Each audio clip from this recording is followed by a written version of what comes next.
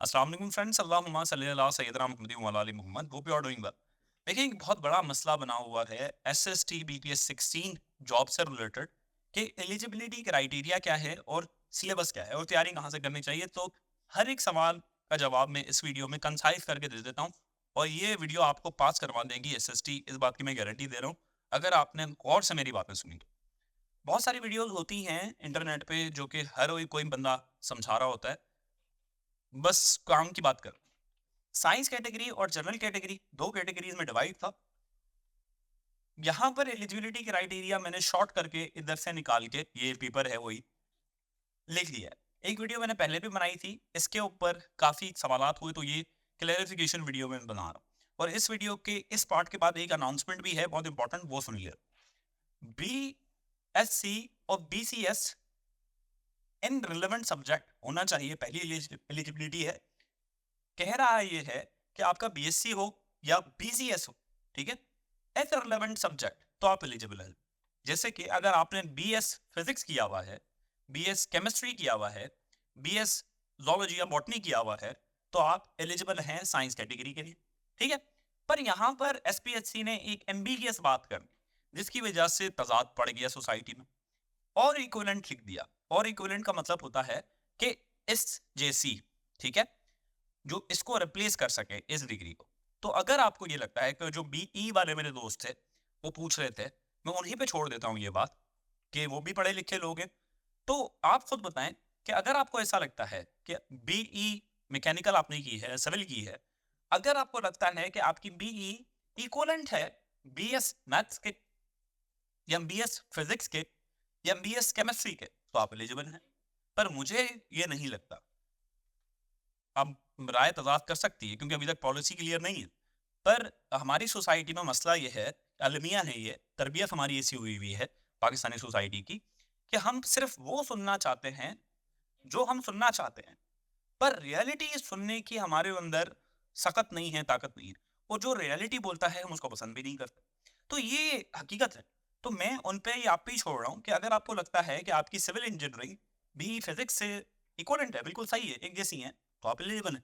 और अगर नहीं है तो आप एलिजिबल नहीं है। ये एक पढ़े लिखी बात है, आपके ऊपर ही मैंने छोड़ दी। Same is the case with general category कि B Com B A in relevant subject. Relevant subject कौन से हो सकते हैं? इस्लामियात हो सकता है, पाकिस्तान स्टडीज हो सकता है, वो एडवर्टाइजमेंट में लिखी हुई है यही सब्जेक्ट्स, ठीक। तो आप एलिजिबल हैं।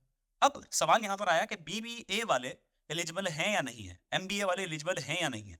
तो आप ये देखें कि वहां पर बी कॉम लिखा हुआ है और इक्वलेंट लिखा हुआ है। तो बी कॉम और बीबीए तकरीबन सेम होती है, तकरीबन, समझ लें कि 85 to 90% सेम। तो in my opinion they are eligible, क्योंकि वो तकरीबन सेम कोर्सेज पढ़ते हैं सारे के सारे।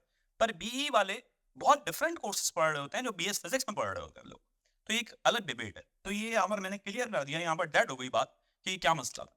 अब आते हैं हम सिलेबस के ऊपर कि सिलेबस क्या होगा। उससे पहले मैं आप लोगों को एक बात बता दूं कि हम लोगों ने एक कोर्स प्रॉपरली डिजाइन कर लिया है। 1 अक्टूबर से उसकी क्लासेस होंगी। दो एक्स्ट्राऑर्डिनरी टीचर्स आपको और मेरे साथ मिलकर ये कोर्स पढ़ाएंगे। हमारी टीम और इनहांस हो गई, पर हमने फीस वही रखी है 2000। अगर एनरोलमेंट करनी हो, मेरे साथ पढ़ना हो, लॉजिक से पढ़ना हो, तो नीचे दिए गए नंबर पर रब्ता कर लेना। यहाँ पर आते हैं सिलेबस के ऊपर। जनरल कैटेगरी का सिलेबस हो सकता है अलग हो, साइंस का अलग हो, पर इन माय ओपिनियन पेपर एक ही बनेगा। This is my opinion. पर अभी तक की क्लियर नहीं है क्योंकि एसपीएससी का कुछ पता नहीं होता। यहाँ पर सिर्फ और सिर्फ हम एक गैस कर रहे हैं।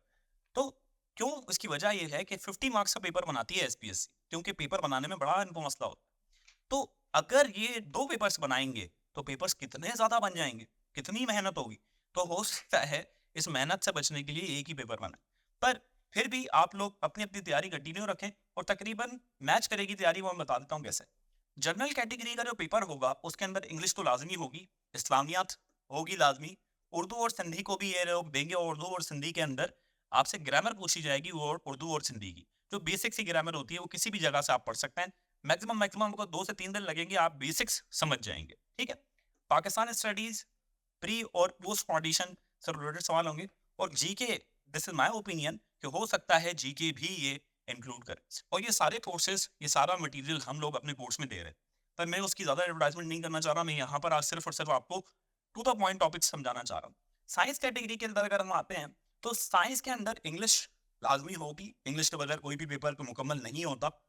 मैथमेटिक्स 7th या 6th क्लास से लेके 10th क्लास तक की जो मैथमेटिक्स है, और हमने चैप्टर वाइज पढ़ा रहे हैं आप लोगों को, चैप्टर वाइज पढ़ा रहे हैं हम लोग अब। तो मैथमेटिक्स आपकी 7th से लेके 10th तक की मैथमेटिक्स आप कवर करें, आपका पेपर पास हो जाएगा। फिजिक्स भी 7th से लेके जो स्टार्ट होती है, जहाँ से आपने वो 9th 10th की फिजिक्स को टच करें, और वो वहाँ से आपका पेपर तकरीबन सॉल्व हो जाएगा। Same is the case with chemistry, botany, Urdu और सिंधी। अब यहाँ पर अगर देखा जाए सिलेबस को, तो जो पुराने वाला सिलेबस था, जो पहले हमने देखा गया है कि उन्होंने हर एक सब्जेक्ट को भी मार्क किया है कि जी इसमें 45% लें, इसमें 45% लें। पर इन माय ओपिनियन कि इतना ज़्यादा यहाँ पर अभी लोगों ने अप्लाई किया है, यहाँ पर इतने वो कॉम्प्लिकेशंस में नहीं पड़ेंगे। स्ट्रेट से एक पॉलिसी बनेगी, एक ही पेपर बनेगा जिसके अंदर ये सब मिक्स करके वो लोग आपको देंगे। This is my opinion. और दूसरा मसला, दूसरा दूसरा एक और राह ये निकल सकती है कि इसका एक अलग पेपर बने जिसके अंदर ये सारे सवालात हों, जनरल कैटेगरी का ये हो। तो मेरी एक सजेशन है आप लोगों से, इवन ये हम दोनों ही ऑफर कर रहे हैं, ये दोनों चीज़ें ऑफर कर रहे हैं एक ही, दोनों। ऐसा नहीं है कि हमने साइंस कैटेगरी के स्टूडेंट्स को अलग पढ़ाएंगे, जनरल कैटेगरी के स्टूडेंट्स को अलग पढ़ाएंगे, ऐसा कोई सीन नहीं है, हम दोनों को एक जैसा ही पढ़ाएंगे। अगर आप इसकी तैयारी करेंगे ना, तो ये आपको हर जगह हेल्प करेगा। तो मैं ये सजेशन दूंगा कि आप इन सब्जेक्ट्स की और इन सब्जेक्ट्स की सबकी तैयारी कंटिन्यू रखें। इस सिर्फ इस जॉब के ऊपर तकिया ना करें कि जी मेरे पास ये जॉब आएंगी, एसएसटी में अप्लाई किया है तो इसके लिए तैयारी कर रहा हूँ। अगर आपने इन सारे सब्जेक्ट्स को प्रॉपरली पढ़ लिया तो आप कोई भी जॉब के लिए एलिजिबल और आसानी से पास कर लेंगे। तो एसएसटी का जो हम लोग कोर्स ऑफर कर रहे हैं उसमें ये सारे सब्जेक्ट्स पढ़ा रहे हैं हर स्टूडेंट को, तो हर स्टूडेंट को आसान करके पढ़ा रहे हैं। तो मैं यही कहूंगा कि आप सारे सब्जेक्ट्स को अभी से तैयार रखें। इस जॉब में हेल्प नहीं करेगा तो नेक्स्ट में करेगा, सिलेबस आएगा तो और क्लियर चीजें हो जाएंगी। पर फिलहाल आप सबको तैयार करके रखें, चीजें बढ़ते रहें।